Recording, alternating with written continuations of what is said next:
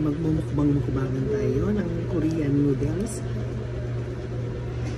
Siyempre, habang naka-duty tayo at nagulan ng sisig natin, magmumukbang-mukbangan tayo dito ng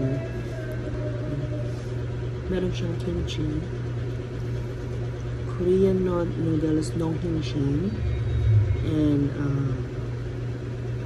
Hungarian. Hindi natin makuha yung Hungarian, medyo mabilis siya.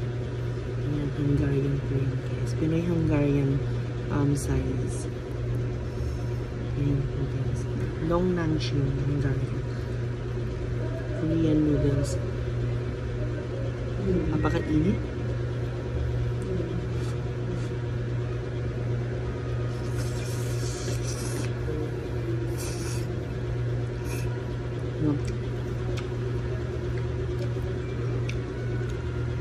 Napakainit po niya, guys.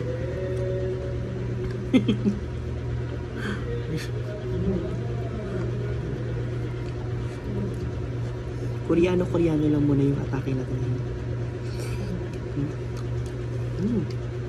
Mangha. Mangang siya.